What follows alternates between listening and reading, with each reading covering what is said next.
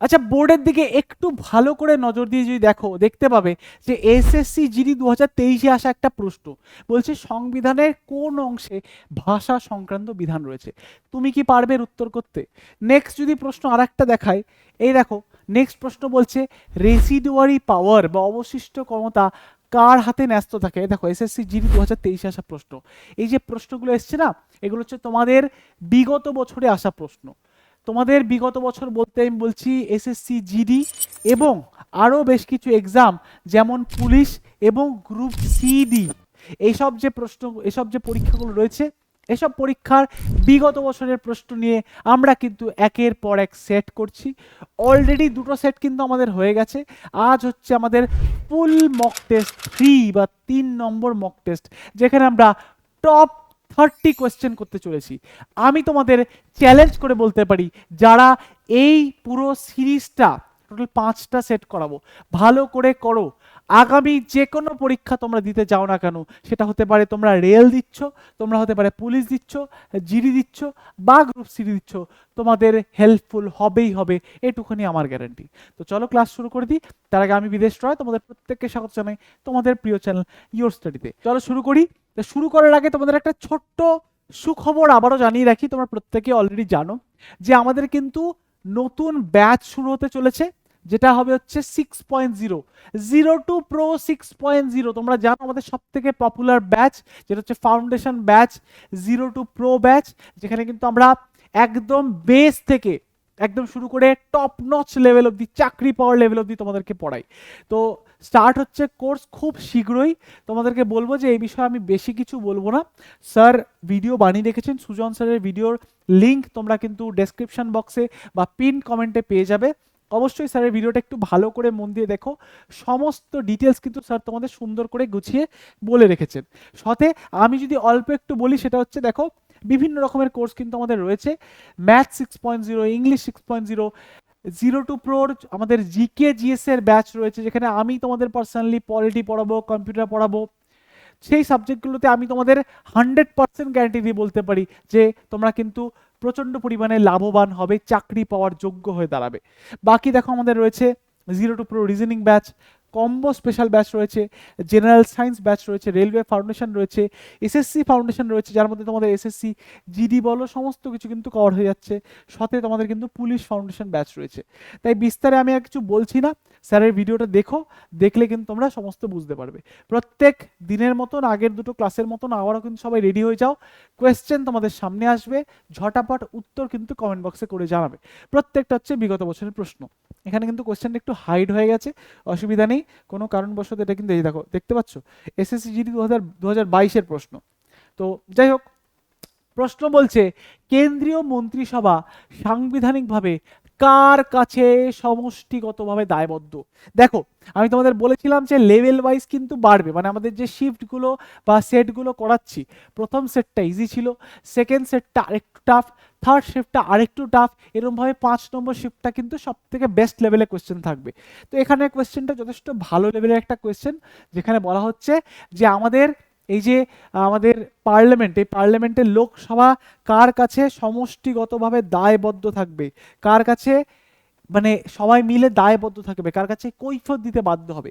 দেখো তোমাদের যদি একটুখানি আলোচনা করে দিই, দেখো একটু করে যদি আলোচনা করি, আমাদের পার্লামেন্টের মধ্যে দুটো কক্ষ রয়েছে প্রত্যেকে জানো, একটা হচ্ছে লোকসভা আর একটা হচ্ছে রাজ্যসভা। তো এই দায়বদ্ধতার ব্যাপারটা লোকসভা থেকে কিন্তু আসছে। এবার এই লোকসভার মধ্যে না অনেক রকম ভাগ রয়েছে। লোকসভার মধ্যে রয়েছে কারা বসেন লোকসভায়, এমপিরা বসেন, মেম্বার অফ পার্লামেন্টরা বসেন। এবার এই এমপিদের মধ্যেও কিছু জন যারা অত্যন্ত ট্যালেন্টেড, অত্যন্ত পরিমাণে গুণীমানী ব্যক্তি বা মানে খুব পাওয়ারফুল ব্যক্তি, তাদেরকে বানানো হয় হচ্ছে মন্ত্রী। এবং এদের যে একটা টিম তৈরি হয় সেটাকে বলা হয় কাউন্সিল অফ মিনিস্টার, মন্ত্রী পরিষদ। এবং এই মন্ত্রী পরিষদের প্রধান হয় হচ্ছেন প্রধানমন্ত্রী, লিডার হয় হচ্ছেন প্রধানমন্ত্রী। এবার এই কোয়েশ্চেনটা বলেছে এই যে মন্ত্রী পরিষদ, এই দেখো কেন্দ্র মন্ত্রী, মন্ত্রিসভা বা মন্ত্রী পরিষদ সাংবিধানিকভাবে কার কাছে দায়বদ্ধ। এই মন্ত্রী পরিষদ কাউন্সিল অফ মিনিস্টার কৈফিয়ত দিতে বাধ্য হচ্ছে এমপিদের। এমপিদের কারা পাঠায়? আমরা, নর্মাল সাধারণ জনগণরা। তো আমাদের কাছে কিন্তু কৈফিয়ত দিতে বাধ্য কাউন্সিল অফ মিনিস্টার। তো এই যে প্রশ্নটা এসেছিল, খুব সুন্দর একটা প্রশ্ন জিডিতে করেছে। এখানে তাহলে সঠিক উত্তর কি হবে? এমপি বলতে লোকসভার কাছে কিন্তু দায়বদ্ধ। সঠিক উত্তর হবে লোকসভা। পরীক্ষা যদি জানতে চায় যে কত নম্বর আর্টিকেল এটা বলেছে, তখন মাথায় রাখতে হবে আন্ডার আর্টিকেল 75 ক্লজ 75 মনে রাখলেও চলবে। 75 ক্লজ 3তে কিন্তু এটা রয়েছে যে এই পার্লামেন্ট কিন্তু বা মন্ত্রীরা কিন্তু সংঘবদ্ধভাবে দায়বদ্ধ লোকসভার কাছে। নেক্সট প্রশ্ন দেখো, ডাব্লিউবিসিএস আসা প্রশ্ন। যারা সিডি, যারা ডাব্লিউবিএসএসসি সিডি দেবে তাদেরকে বলবো তোমরা কিন্তু পশ্চিমবঙ্গের সর্বোচ্চ যে এক্সাম, এই যে ডাব্লিউবিসিএস বা বলো মিসিলিনিয়াস বা পিএসসি যে কোনো এক্সাম হোক না কেন, তোমরা কিন্তু দেখে যাবে। তোমাদের জন্য একটা মানে প্রচন্ড পরিমাণে হেল্পফুল জিনিস হতে চলেছে, তাই আমি এই প্রশ্নগুলো রেখেছি। পরীক্ষা প্রশ্ন এসেছিল, নিম্নলিখিতগুলির মধ্যে কোনটি একটি সাংবিধানিক পদ? মানে এমন একটি পদ যার ব্যাপারে কিন্তু সংবিধানে উল্লেখ রয়েছে, যার ব্যাপারে সংবিধান উল্লেখ রয়েছে সেটাকে বলা হবে সাংবিধানিক পদ। তো আমরা চিফ নিচ থেকে যদি দেখি, আমরা সলিসিটর জেনারেলের উল্লেখ কি পাই সংবিধানে? তোমরা কিন্তু কমেন্ট করে উত্তর জানাবে। সলিসিটর জেনারেল হবে, ক্যাবিনেট সেক্রেটারি হবে, চিফ ইলেকশন কমিশনার হবেন, নাকি ন্যাশনাল সিকিউরিটি অ্যাডভাইজার হবেন? এনএসএ অজিত দোভাল যিনি রয়েছেন। তো এর মধ্যে কোনটি একটি সাংবিধানিক পদ? দেখো আমাদের পার্ট 15-এ কিন্তু আমরা ইলেকশন কমিশনের কথা পাই।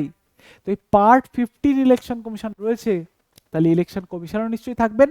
তো যেই পদটা সংবিধানে উল্লেখ রয়েছে সেটাকে বলা হবে সাংবিধানিক পদ। তাহলে চিফ ইলেকশন কমিশনার হবে সাংবিধানিক পদের একটা উদাহরণ। নেক্সট, খুব গুরুত্বপূর্ণ প্রশ্ন, যারা এসএসসি জিডি দেবে কান খুলে শুনে নাও। এসএসসির সব থেকে ভালো এক্সাম হচ্ছে সিজিএল। সেই লেভেলের যদি প্রস্তুতি নাও, কে আটকায় তোমাকে? তোমার জিডি তুড়িতে বেরাবে, তুড়িতে। ঠিক আছে, তাই সেরকম প্রশ্ন প্র্যাকটিস করে যেতে হবে।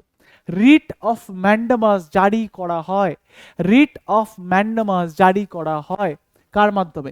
দেখো আর্টিকেল 32-এর মাধ্যমে জারি করতে পারে কে? Supreme court. দুটো আর্টিকেল মাথায় রাখবে। 226 নম্বর আর্টিকেলের মাধ্যমে জারি করতে পারে কে? হাইকোর্ট।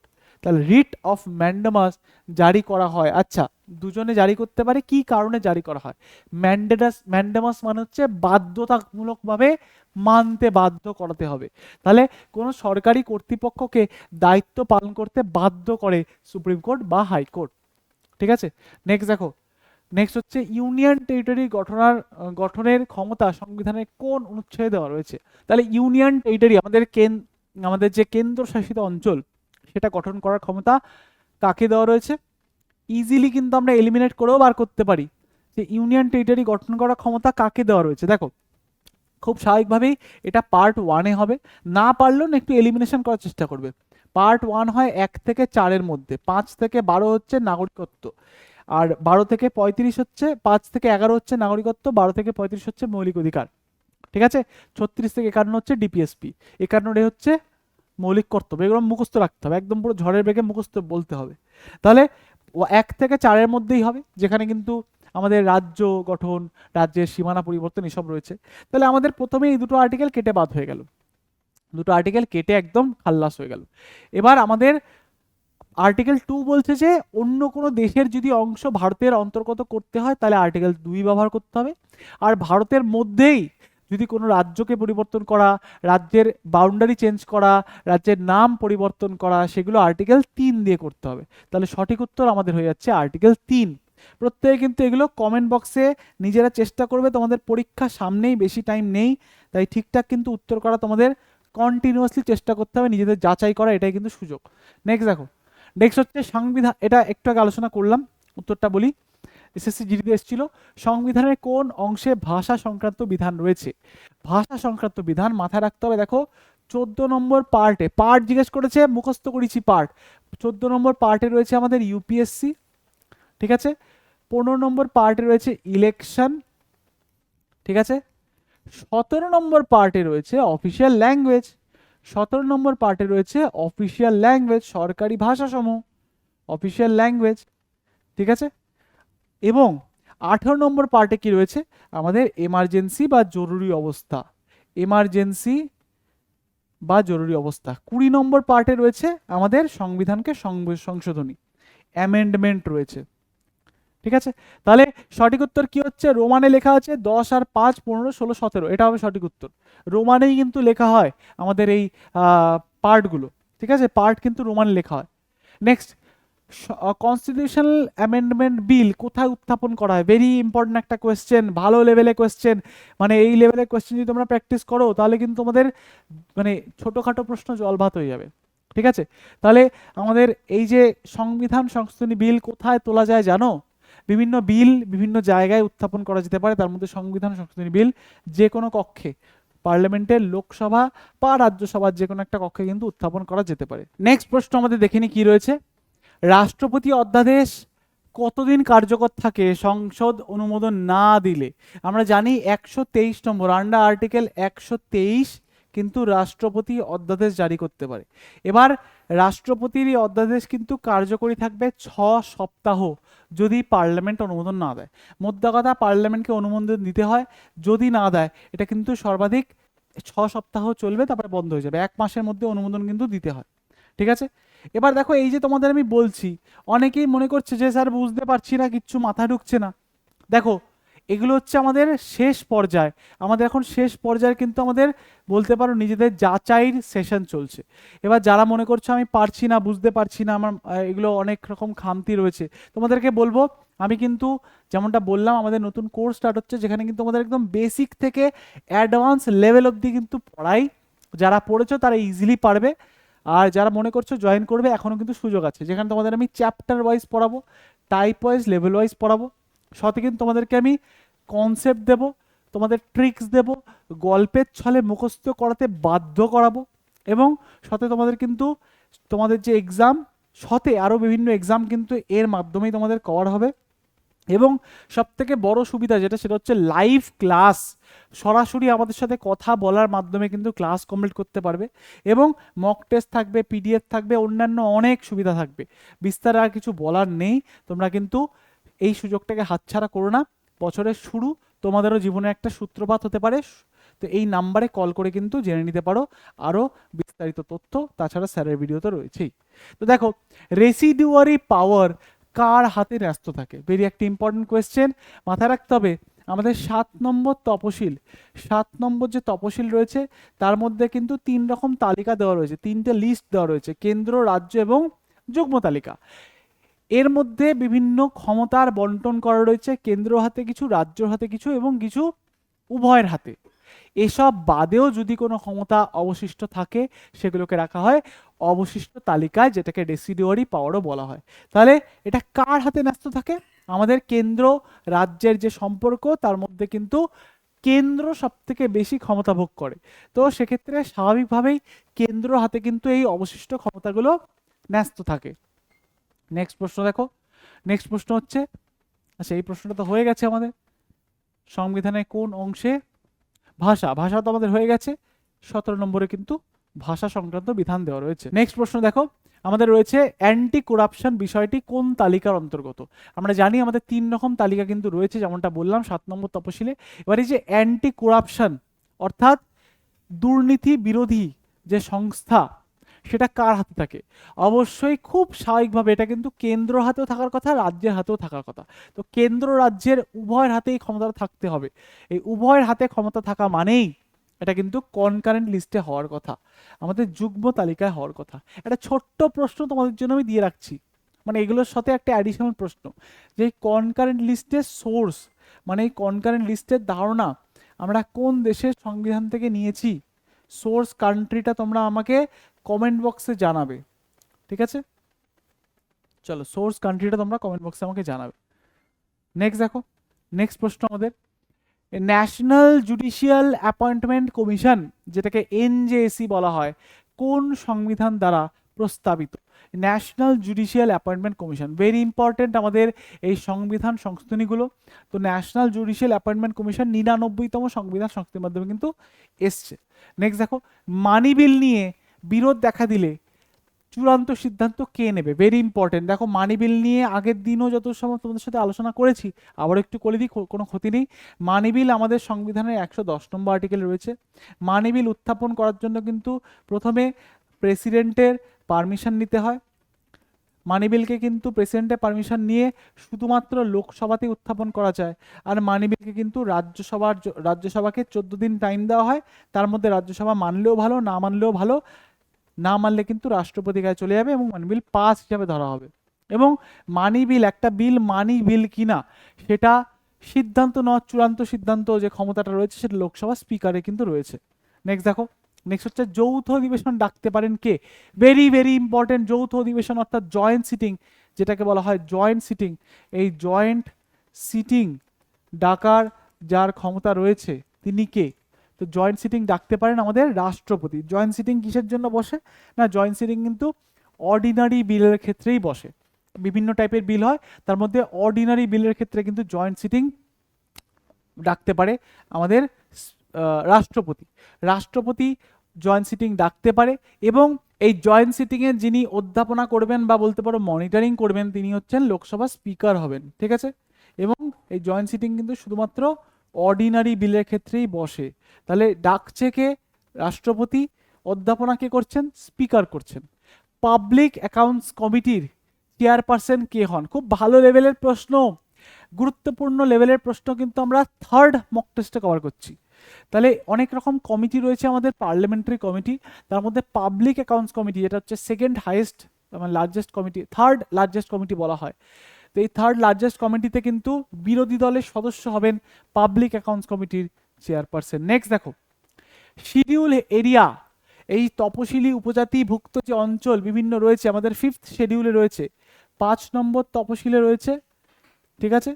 এবং 5 নম্বর তপশিলে অল ইন্ডিয়ার বিভিন্ন অঞ্চলে যে 10টা রাজ্যে বিভিন্ন যে তপশিলি জাতি রয়েছে, এসটি, অল এসটি স্টেটগুলোর ব্যাপারে কিন্তু বলা রয়েছে 5 নম্বর তপশিলে।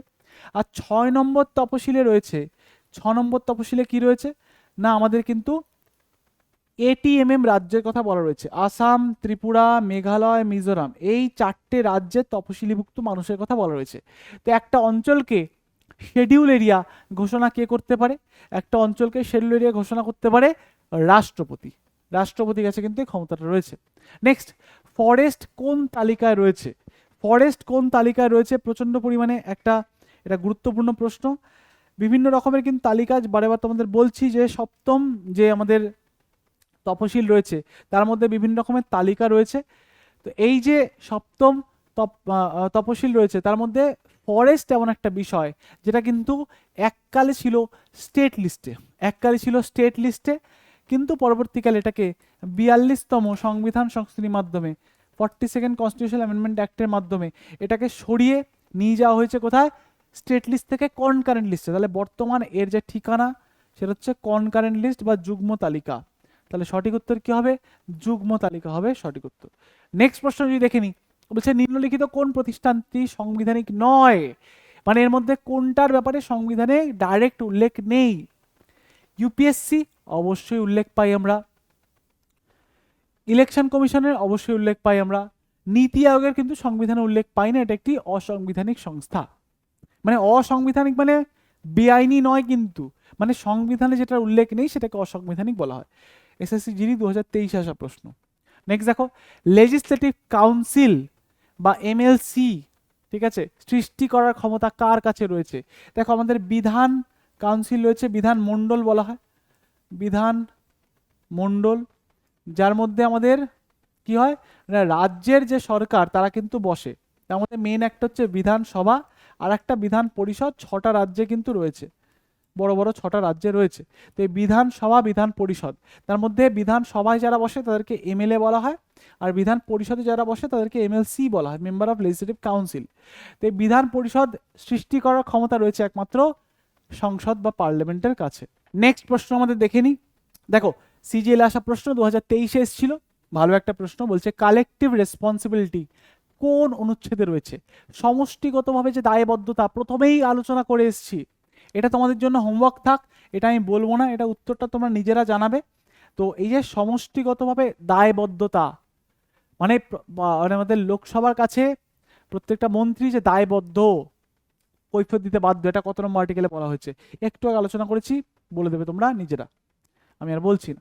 নেক্সট দেখো, নেক্সট হচ্ছে সংবিধানের কোন অনুচ্ছেদে রাষ্ট্রপতি কন্টিজেন্সি ফান্ড ব্যবহার করার অনুমতি দেয়। আমাদের সংবিধানে বেশ কিছু তহবিল রয়েছে, একটাকে বলা হয় সঞ্চিত তহবিল, যেটা রয়েছে 266 নম্বর আর্টিকেলে। ঠিক আছে, কনসোলিডেট ফান্ড, কনসোলিডেট ফান্ড মানে এটা হচ্ছে সঞ্চিত তহবিল, মানে সরকার এখান থেকে আয় করে, মানে আয় যা করে এখানে জমা রাখে এই ফান্ডটায়, এবং যখন ব্যয় করার হয় এই ফান্ড থেকেই ব্যয় করে। এবং তার সাথে সাথে আরও একটা ফান্ড রয়েছে যেটাকে বলা হয় কন্টিজেন্সি ফান্ড বা আপৎকালীন তহবিল। এই আপৎকালীন তহবিল বা বিপদকালীন তহবিলের মানে তোমরা বুঝতেই পারছো, আমাকে আর বলতে হবে না। 267 নম্বর আর্টিকেল রয়েছে যেটাকে বলা হয় কন্টিজেন্সি ফান্ড। এই কন্টিজেন্সি ফান্ডের মাধ্যমে যেটা হয় সেটা হচ্ছে, কন্টিজেন্সি ফান্ডের মাধ্যমে যখন দেশের মধ্যে কোনো আপদ বিপদ আসে, কোনো সমস্যা সিচুয়েশন দেখা যায়, তখন এই ফান্ড থেকে টাকা খরচা করা হয়। 30,000 কোটি টাকা কিন্তু বর্তমানে স্টোর করে রাখা রয়েছে, 30,000 কোটি টাকা। তাহলে রাষ্ট্রপতি দিতে পারে 267 নম্বর আর্টিকেলের মাধ্যমে কন্টিজেন্সি ফান্ডে ইউজ করার অধিকার। ঠিক আছে, পার্ডনিং পাওয়ার অফ গভর্নর, গভর্নরের ক্ষমা করার ক্ষমতা প্রচন্ড পরিমাণে গুরুত্বপূর্ণ একটা আর্টিকেল। দেখো, রাষ্ট্রপতির কাছে না ক্ষমা করার ক্ষমতা রয়েছে 72 নম্বর আর্টিকেলের মাধ্যমে। রাষ্ট্রপতির কাছে 72 নম্বর আর্টিকেলের মাধ্যমে ক্ষমা করার ক্ষমতা রয়েছে। রাষ্ট্রপতি এমনকি জীবন মানে যে মৃত্যুদণ্ডকেও রোধ করতে পারে, এত বড় ক্ষমতা কিন্তু দেওয়া রয়েছে। তাই রাষ্ট্রপতির ছোট ভাই হচ্ছে রাজ্যপাল। তাহলে 89 যদি যোগ করি, 89 যদি যোগ করি তাহলে কিন্তু ছোট ভাই চলে আসবে। কে আসবে না, রাজ্যপাল আসবে। 161 নম্বর আর্টিকেলে রাজ্যপাল কিন্তু ক্ষমা করতে পারে, কিন্তু দুঃখের বিষয় রাজ্যপাল কিন্তু জীবন মানে মৃত্যুদণ্ডকে রোধ করতে পারে না, যেটার ক্ষমতা শুধুমাত্র রাষ্ট্রপতির কাছেই রয়েছে। আরও বিভিন্ন টাইপের রোধ করতে পারে। নেক্সট, কোন অনুচ্ছেদে ভাষা সংক্রান্ত অধিকার রয়েছে, মানে সংখ্যালঘুদের ভাষা সংক্রান্ত অধিকার রয়েছে? Cultural and educational right, very important, দেখো মাথায় রাখতে হবে। 1 থেকে 4 কি রয়েছে, ভারত এবং তার অঙ্গরাজ্য। 5 থেকে 11 কি রয়েছে, নাগরিকত্ব রয়েছে। 12 থেকে 35 মুখস্থ রাখতে হবে, কি রয়েছে, মৌলিক অধিকার রয়েছে। 36 থেকে 51, 36 থেকে 51 এর মধ্যে রয়েছে ডিপিএসপি। এই 12 থেকে 35 মৌলিক অধিকার, যেটা ফান্ডামেন্টাল রাইটস রয়েছে না, এর মধ্যেও 6 রকমের রাইট রয়েছে, যার মধ্যে যার মধ্যে 14 থেকে 18 স্বাধীনতার অধিকার। ঠিক আছে, 19 থেকে 22, 14 থেকে 18 সমতার অধিকার, সরি 14 থেকে 18 সমতার অধিকার, 19 থেকে 22 স্বাধীনতার অধিকার, 23 থেকে 24 শোষণের বিরুদ্ধে অধিকার, 25 থেকে 28 ধর্মীয় স্বাধীনতা অধিকার, 29 থেকে 30 যারা মাইনরিটি, যারা সংখ্যালঘু, তাদের শিক্ষাগত এবং সংস্কৃতিগত রক্ষণাবেক্ষণের অধিকার দেওয়া রয়েছে। 29 থেকে 30 হবে। আর্টিকেল 32 থেকে 35 কি হবে, 32 থেকে 35 সংবিধানের প্রতিবিধানের অধিকার। নেক্সট প্রশ্ন আমাদের দেখো, সুন্দর একটা প্রশ্ন, এসএসসি এমডিএস আসা প্রশ্ন। কন্ট্রোলার শব্দটি ক্যাগের ক্ষেত্রে কি নির্দেশ করে? খুব সুন্দর একটা প্রশ্ন। আমরা জানি CAG controller auditor general of India, তার কাজটা কি? আর্টিকেল 148-এ ক্যাগের কথা বলা রয়েছে, 148 নম্বর আর্টিকেলে। তার কাজ হচ্ছে, তিনি হচ্ছেন প্রধান অডিটর বলতে পারো, দেশের যে খরচাপাতি হচ্ছে সেটাকে কিন্তু তদারকি করা। তো সঠিক উত্তর দেখো, অর্থ বরাদ্দ না, এটা হতে পারে না। হিসাব পরীক্ষা, এটা হতে পারে না। রাজস্ব সংগ্রহ, অবশ্যই নয়। তাহলে ব্যয় তদারকি করা, কত টাকা হলো, খরচা কি বৃত্তান্ত, এই ব্যয় তদারকির দায়িত্ব কিন্তু কন্ট্রোলারের। নেক্সট, ভারতের রাষ্ট্রপতি কোন ধরনের ভিটো ব্যবহার করতে পারেন না? আচ্ছা, রাষ্ট্রপতির কাছে বিভিন্ন টাইপের ভিটো ক্ষমতা রয়েছে। আন্ডার আর্টিকেল 111 রাষ্ট্রপতিকে ভিটো ক্ষমতা দেওয়া রয়েছে। বলা হচ্ছে কোনো বিল যদি রাষ্ট্রপতি চায় সেটা কিন্তু প্রত্যাখ্যান করতে পারে, আটকাতে পারে, পকেটে ঢুকে রাখতে পারে। তো আমাদের রাষ্ট্রপতিকে 3 রকমের ভিটো দেওয়া হয়েছে, প্রত্যেকে জানো, সোজা প্রশ্ন এমডিসি এসেছিল। পকেট ভিটো, সাসপেন্সিভ ভিটো, অ্যাবসলিউট ভিটো, 3 রকমেরই দেওয়া হয়। যেটা দেওয়া হয় না সেটা হচ্ছে পকেট কোয়ালিফাইড ভিটো। তাহলে সঠিক উত্তর এটা, এগুলো দেওয়া হয় আর্টিকেল 111-এর মাধ্যমে। নেক্সট, ক্যাগের বেতন নির্ধারণ করেন কে? কন্ট্রোলার অ্যান্ড অডিটরের যে বেতন তিনি নির্ধারণ করেন কে? একটু এলিমিনেশন করে দেখো, নিজেরাই পারবে, এটা মানে কিচ্ছু বলার নেই আমার। দেখো প্রধানমন্ত্রী একা নিজের ক্ষমতা কিছু করে না, প্রধানমন্ত্রী মন্ত্রী পরিষদের সাথে অবশ্যই পরামর্শ করে। সুপ্রিম কোর্টের এসব কাজকর্ম নয়। রাষ্ট্রপতি একার ক্ষমতা তো আরোই কিছু হয় না, প্রধানমন্ত্রীর কথায় যাও হয়, রাষ্ট্রপতির কথায় কিচ্ছু হয় না। যেটা পড়ে থাকলো সেটা হচ্ছে পার্লামেন্ট বা সংসদ। নেক্সট প্রশ্ন, delimitation commission, very important. Delimitation commission, আমাদের দেশের মধ্যে যে নেতা মন্ত্রীদের সংখ্যা সেটা কিন্তু প্রত্যেক সেন্সাসের পরে কিন্তু বৃদ্ধি পায়।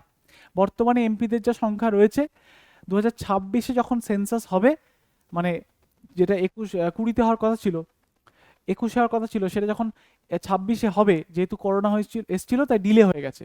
তো যখন 26-এ আবার ইলেকশন হবে, সেন্সাস হবে, তখন কিন্তু ডিলিমিটেশন কমিশন বসবে, যার মাধ্যমে আমাদের এমপি এমএলএদের সংখ্যা কিন্তু বাড়বে। তো এই ডিলিমিটেশন কমিশন কে গঠন করে? না, রাষ্ট্রপতি কিন্তু গঠন করে থাকে। কোন রিট আদালতকে নির্দেশ দেয় তার ক্ষমতার বাইরে কোনো কাজ না করতে?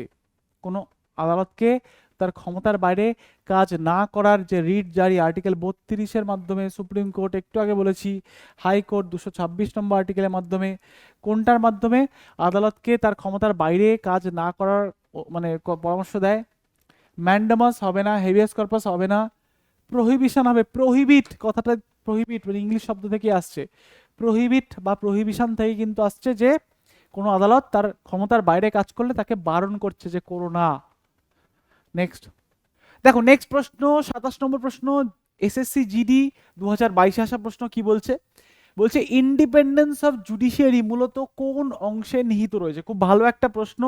বলেছে আমাদের যে বিচার ব্যবস্থা রয়েছে তার স্বাধীনতা, সেই স্বাধীনতার কথা কত নম্বর পার্টে বলা রয়েছে? দারুণ একটা ইম্পর্টেন্ট কোয়েশ্চেন বলতে পারো। দেখো, জুডিশিয়ারি বা আমাদের বিচার ব্যবস্থা কিন্তু মেনলি রয়েছে পার্ট কততে? 5-এ, পার্ট 5-এ কিন্তু রয়েছে। এবার এই পার্ট 5-এর মধ্যে আমাদের জুডিশিয়ারির আমরা জানি, যেখানে কিন্তু সুপ্রিম কোর্টের কথা মূলত বলা রয়েছে। পার্ট 6-এ রয়েছে আমাদের হাইকোর্টের কথা। কিন্তু এখানে আমাদের বিচার ব্যবস্থার স্বাধীনতার কথা যে প্রশ্নটা দিয়েছে না, এটার সঠিক উত্তর হচ্ছে পার্ট 4। পার্ট 4-এর ডিপিএসপির মধ্যে, পার্ট 4-এর ডিপিএসপির মধ্যে আন্ডার আর্টিকেল 50, আন্ডার আর্টিকেল 50 আমাদের যে বিচার ব্যবস্থার স্বাধীনতার কথা কিন্তু উল্লেখ করেছে আমাদের সংবিধান, যেখানে বলেছে যে আমাদের যে আইন প্রণয়নকারী সংস্থা, সেই আইন প্রণয়নকারী সংস্থা থেকে আমাদের বিচার ব্যবস্থাকে আলাদা করে স্বাধীনভাবে কাজ করার সুযোগ দিতে হবে। এটা হচ্ছে আমাদের ইন্ডিপেন্ডেন্স অফ জুডিশিয়ারির মেন বলতে পারো আর্টিকেল। চলো নেক্সট প্রশ্ন আমরা দেখে নিই। স্ক্রিনে চলে এসেছে তোমাদের খুব সুন্দর একটা প্রশ্ন, WBCS 2021-এ আসা প্রশ্ন। কি বলছে দেখো, নীতি আয়োগের প্রতিষ্ঠা কবে হয়েছিল? দারুণ একটা ইম্পর্টেন্ট কোয়েশ্চেন। তোমরা ইকোনমিক্সে হয়তো পড়বে বা পড়েছো যে পঞ্চবার্ষিকী পরিকল্পনা, 5-year প্ল্যানিং। তো এই 5-year প্ল্যানিং কিন্তু আমাদের সংবিধান লাগু হওয়ার পর থেকেই শুরু হয়ে গেছিল, যে প্রত্যেক 5 বছর অন্তর আমরা আমাদের দেশটাকে কিভাবে শাসন করব, কি বৃত্তান্ত, সেসব কিন্তু মানে প্রত্যেক 5 বছর অন্তর একটা করে প্ল্যান ঠিক হয় বলেছিল, মানে ভেবে নিতে পারো। তো সেটা না কি হলো, 2015 সালে সেই পঞ্চবার্ষিকী পরিকল্পনা যেটা ছিল, 5-year প্ল্যানিং যেটা ছিল, সেটাকে বন্ধ করিয়ে আলটিমেটলি নীতি আয়োগ স্টার্ট হলো 1 জানুয়ারি থেকে, 1 জানুয়ারি থেকে। এবং তারপর থেকে কিন্তু বর্তমানে এই নীতি আয়োগ কিন্তু চলছে। 2015 সালে কিন্তু এসছিল, কিছুই না, এটা একটা প্ল্যানিং কমিশনের মতনই সংস্থা, যে কিন্তু দেশের ভবিষ্যতের প্ল্যানিং কি হবে, কিভাবে দেশ চালানো হবে, এগুলো কিন্তু ঠিকঠাক করে থাকে। নেক্সট প্রশ্ন, খুব গুরুত্বপূর্ণ প্রশ্ন, আবারও এসএসসি জিডি 2023-এ আসা প্রশ্ন। বলেছে সংবিধান অনুযায়ী এড অ্যান্ড অ্যাডভাইস কার বাধ্যতামূলক? ভেরি একটা ইম্পর্টেন্ট প্রশ্ন। সংবিধান অনুযায়ী এড অ্যান্ড অ্যাডভাইস তার মানে হচ্ছে মানে পরামর্শ দেওয়া এবং সাজেশন দেওয়া কাকে কার বাধ্যতামূলক, মানে কে কাকে এড অ্যান্ড অ্যাডভাইস করবে। তাহলে কে কাকে করে? দেখো, রাষ্ট্রপতি প্রধানমন্ত্রীকে এড অ্যাডভাইস করে? আদৌ কি করে? রাষ্ট্রপতি প্রধানমন্ত্রীকে করে এড অ্যান্ড অ্যাডভাইস? জানি না, আমরা নেক্সট এক এক করে দেখবো, এলিমিনেশন করব। প্রধানমন্ত্রী রাষ্ট্রপতিকে এড অ্যান্ড অ্যাডভাইস করে কি? যারা পড়ে এসছো এই ক্লাসেও, তোমাদের আগেও একটা আর্টিকেল দেখিয়েছি, সেখানে কিন্তু এটা আলোচনা করেছি। তো দুটো আমি বাদ দিলাম, এই দুটো নিয়ে আমার একটু কনফিউশন রয়েছে, আমি এই দুটোকে বাদ দিয়ে 3 নম্বর অপশনে চলে আসছি। বলছে প্রধানমন্ত্রী সুপ্রিম কোর্টকে এড অ্যান্ড অ্যাডভাইস করে, আদৌ করে? প্রধানমন্ত্রী আর সুপ্রিম কোর্টের কোনো কিন্তু সম্পর্ক নেই, প্রধানমন্ত্রীর কোনো অধিকার নেই সুপ্রিম কোর্টকে সে সাজেশন দেবে বা এড অ্যান্ড অ্যাডভাইস করবে, তাহলে বাদ দাও, হাঁটিয়ে দাও। নেক্সট হচ্ছে রাষ্ট্রপতি সংসদকে, রাষ্ট্রপতি পার্লামেন্টকে এড অ্যান্ড অ্যাডভাইস করে, বরং উল্টোটা হয়, বরং উল্টোটা হয়। আমরা জানি আমাদের আর্টিকেল 74 বলছে, আর্টিকেল 74 বলছে যে দেশের মধ্যে একজন প্রেসিডেন্ট হবেন, দেশের মধ্যে একজন প্রেসিডেন্ট হবেন যাকে যাকে পরামর্শ দেওয়ার জন্য এবং তাকে সাহায্য করার জন্য একটা মন্ত্রী পরিষদ থাকবে, মানে একটা কাউন্সিল অফ মিনিস্টার থাকবে, যার মাথায় বসে থাকবেন পিএম। তার মানে আর্টিকেল 74 সুস্পষ্টভাবে বলছে যে আমাদের রাষ্ট্রপতির কাজের সুবিধার্থে, তার মানে কাজকর্মর সুবিধার্থে বলতে পারো, তাকে পরামর্শ দেওয়ার জন্য একটা সংস্থা তৈরি হবে যেটার নাম হবে হচ্ছে মন্ত্রী পরিষদ, যার মাথায় বসে থাকবে প্রধানমন্ত্রী। তাহলে সোজা অ্যান্সার, ইজি অ্যান্সার হবে হচ্ছে প্রধানমন্ত্রী রাষ্ট্রপতিকে এড অ্যান্ড অ্যাডভাইস করে থাকে। প্রধানমন্ত্রী বলতে কাউন্সিল অফ মিনিস্টারের হেডকে বলা হচ্ছে প্রধানমন্ত্রী। ভালো কথা। লাস্ট প্রশ্ন আমাদের, লাস্ট প্রশ্ন সিজিএল 2023 আসা প্রশ্ন কি বলেছে, বলেছে protection against double jeopardy. Very important একটা প্রশ্ন। ডাবল জিওপার্ডি মানে হচ্ছে একটা ব্যক্তিকে একই অপরাধের জন্য দুবার শাস্তি থেকে সুরক্ষা। এটা কোন আর্টিকেল দিচ্ছে? তো দেখো, সবকটাই মৌলিক অধিকারের আর্টিকেল, আমরা জানি যে এগুলো কিন্তু সব ফান্ডামেন্টাল রাইটসের আর্টিকেল। তো ডবল জিওপার্ডি বা একই অপরাধের জন্য দুবার সাজা যাতে না পায় একটা ব্যক্তি, তার জন্য সুরক্ষা দিচ্ছে আর্টিকেল 20। তো আর্টিকেল 22 আর 20 অনেকটা সেম টাইপের, মানে একই নেচারের বলতে পারি আমরা। তো আর্টিকেল 22তে বলা রয়েছে যে একটা ব্যক্তিকে আটক করার পূর্বে, মানে একটা ব্যক্তিকে গ্রেফতার করবে, সে গ্রেফতার করার নিয়মাবলী, গ্রেফতার হওয়ার পরে তাকে লকআপে নিয়ে রেখে তার সাথে কি করা যেতে পারে, তাকে আইনত সহায়তা দেওয়া হবে কি হবে না, এই বিষয়ে আর্টিকেল 22 বলছে। আর আর্টিকেল 20 হচ্ছে ঠিক তার পরের স্টেজটা, মানে একটা ব্যক্তিকে ধরা হলো, আটক করা হলো, তাকে আদালতে হাজির করা হলো, একটা আইনি সহায়তা মানে উকিল দেওয়া হলো, তারপরে তারপরে সেই ব্যক্তিটার যখন সাজা চলছে, তার মামলাটা চলছে সেই সময়, এবং সেই মামলা মিটে যাওয়ার পরেও তার যে সুযোগ সুবিধা বা বলতে পারো তার জন্য যে প্রোটেকশন, সেগুলো আর্টিকেল 22 দিচ্ছে। তো ভেরি ইম্পর্টেন্ট একটা প্রশ্ন ছিল, লাস্ট এটা আমাদের প্রশ্ন, যেটা সিজিএল 2020-তে এসেছিল। তাহলে এই অবধি কিন্তু আমাদের শেষ হলো টপ 30টা আপকামিং যে কোনো পরীক্ষায় আসার মতন প্রশ্ন। মূলত প্রশ্নগুলো তোমাদের আমি জিডি বলো, পুলিশ বলো, আর গ্রুপ সিডির জন্য কিন্তু রেখেছিলাম। এরমভাবেই তোমাদের টোটাল আমি 5টা সেট করাবো আমি বলেছি। আমি তোমাদের আবারও চ্যালেঞ্জ করে বলতে পারি, যারা এই প্রত্যেকটা সেট করে যাবে তোমাদের আপকামিং যে কোনো পরীক্ষায় প্রচণ্ড পরিমাণে হেল্পফুল হতে চলেছে। আর তাছাড়া আবার একবার মনে করে দিই, যারা মনে করছো যে না আমি স্যার একদম গোড়া থেকে পড়বো, তাদের জন্য কিন্তু অবশ্যই খুব ভালো একটা সুযোগ এসছে। এই যে শুরু হতে চলেছে 5ই জানুয়ারি থেকে নতুন বছর, 4 দিন মজা করে নাও, 5 দিনের দিন দিয়ে ফুল দমে পড়াশোনা করে 2026-এ চাকরি নিয়ে বেরিয়ে যাও। তার জন্যই লঞ্চ হচ্ছে নতুন আমাদের বিভিন্ন ব্যাচ, বিভিন্ন কোর্স। বললাম, আলাদা করে কিছু বলার নেই। সুজন স্যারের একটা ভিডিও লিঙ্ক দেওয়া রয়েছে ডেসক্রিপশন বক্সে, কমেন্ট বক্সে, সেখানে গিয়ে তোমরা ভিডিওটা ডিটেলসে দেখে নাও। আর বিস্তারে কিছু জানার হলে এই যে ফোন নাম্বারটা দেখতে পাচ্ছ, এটায় গিয়ে কন্ট্যাক্ট করে নাও। তাহলে চলো, দেখা হচ্ছে আবারও পরের আমাদের প্র্যাকটিস সেটে। ততক্ষণ tata, bye bye and Jai Hind.